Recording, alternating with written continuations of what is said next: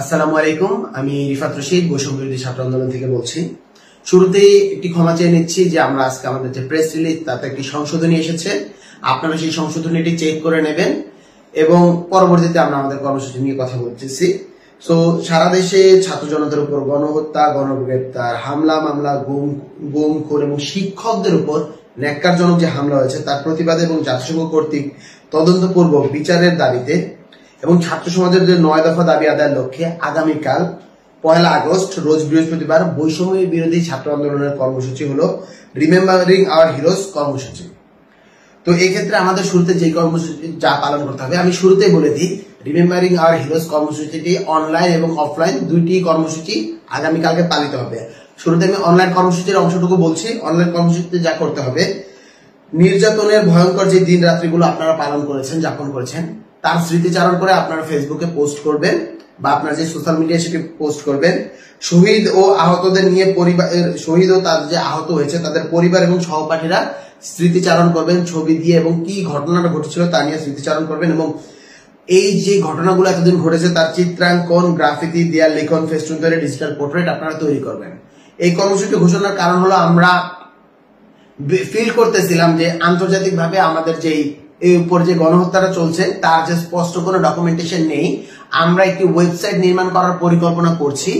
আমরা সেখানের ভিতরে যাতে আমাদের যে গণহত্যা যত হয়েছে তাদের লিস্ট, আহতদের লিস্ট এবং বিভিন্ন ধরনের এক্সিবিশন করা, যে গণহত্যাটা হয়েছে সেই ছবিগুলোর এক্সিবিশন, স্মৃতিগুলো যা হয়েছে সেই সমস্ত স্মৃতিগুলো ধারণ করা হলে এইটা একটি ডকুমেন্টেশনের কাজে লাগবে এবং আন্তর্জাতিক মিডিয়া, আন্তর্জাতিক গণমাধ্যমের জায়গা আছে, এমবাসি গুলো আছে, বিভিন্ন মানবাধিকার সংস্থাগুলো আছে, বিশ্বের প্রভাবশালী রাষ্ট্রগুলো আছে, সকলের কাছে আমরা পাঠাতে পারবো এবং সেই সাথে বাংলাদেশের যে আপামর জনসাধারণের যে কনসেন্ট তৈরি করা, আবার হলো গিয়া তাদের সবাই সবকিছু অ্যাক্সেস পাওয়া, সেই জিনিসটাকে আমরা রাখতে পারবো। এবং আগামীকালকের অফলাইন কর্মসূচি ক্যাম্পাস ও এলাকা ভিত্তিক শিক্ষক ছাত্র জনতা জমায়েত হয়ে গণহত্যা, গণগ্রেপ্তার, হামলা মামলা, গুম খুন ও শিক্ষকদের উপর যে ন্যাক্কারজনক হামলা হয়েছে তার প্রতিবাদ জানানো হবে এবং সাংস্কৃতিক আয়োজন যেমন মৌন মিছিল, মশাল মিছিল, পথনাটক, মঞ্চনাটক, প্রতিবেদী গানের আসন, মাইক ইত্যাদি কর্মসূচি আয়োজন করতে হবে।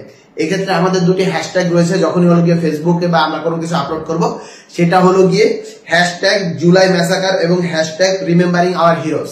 এই দুটো আমরা আগামীকালের কর্মসূচিতে যোগ করব এবং আমরা একটি ঘোষণা করতে চাই, এই যে পুরো গোটা জুলাই মাস দিয়ে আমাদেরকে হলো গিয়ে ম্যাসাকার চললো, আমাদের উপর গণহত্যা চললো, তাই আমরা এটিকে জুলাই ম্যাসাকার হিসেবে নামকরণ করছি।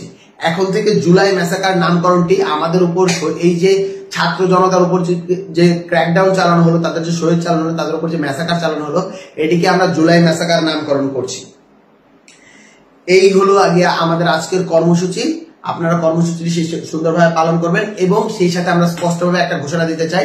আজকে আপনারা দেখতে পেয়েছেন আমাদের ডিবি অফিসে যারা উপস্থিত ছিলেন, আমাদের সমন্বয়কেরা যাদেরকে আটকে রাখা হয়েছে নিরাপত্তার কথা বলে, তাদেরকে ছেড়ে দেওয়া নিয়ে এবং হলো গিয়ে যাতে হলো গিয়ে শিক্ষার্থীদের উপর গুলি চালানো না হয় সেই নিয়ে কিন্তু আজকে হাইকোর্টের শুনানি হয়েছিল।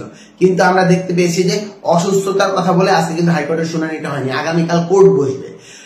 আগামীকালও যদি আমরা দেখি যেভাবে বাহানা করে কোর্ট পেছানো হচ্ছে প্রতিদিনই এবং আমাদের শিক্ষার্থীদের উপর গুলি চালানোর যে লেজিটিমেসি সেটি তৈরি করে দেওয়া হচ্ছে, অন্যায়ভাবে সংবিধান বহির্ভূত ভাবে আমাদের যে সিনিয়রদের, আমাদের বড় ভাই, আমাদের বড় বোনদের যে ডিবি অফিসে আটকে রাখা হয়েছে তার প্রতি সেটিকে যদি হলো গিয়ে 9-6 করে হাইকোর্ট কানাকে হাইকোর্ট দেখানোর মতো করে আবার ঘোরানো হয়, তাহলে শিক্ষার্থীরা কিন্তু কঠোরভাবে আবার রাজপথে ফিরে আসবে এবং এবার শুধু শিক্ষার্থীরা নয়, শিক্ষক, আইনজীবী, বুদ্ধিজীবী, সুশীল সমাজকে একত্র করে শিক্ষার্থীরা রাজপথে নেমে আসবে।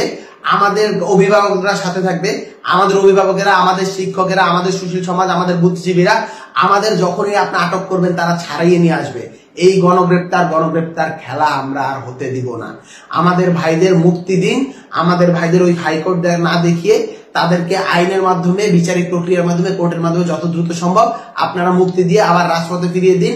আন্দোলনে আমরা যে দফাগুলো দিয়েছি সেই দফাগুলো মেনে নিন এবং শহীদদের রক্তের পূর্ণ মর্যাদা দিন, আহতদের বিচার করুন এবং আমাদের যে দফাগুলো আছে সেই দফাগুলো পালন করুন। অন্যথায় আমরা হুঁশিয়ারি দিয়ে রাখছি, এর ফলাফল কিন্তু ভালো হবে না। বৈষম্য বিরোধী ছাত্র আন্দোলন থেকে সকলকে ধন্যবাদ। আগামীকালের কর্মসূচি সফল করবেন এই প্রত্যাশায় আমি রিফাত রশিদ।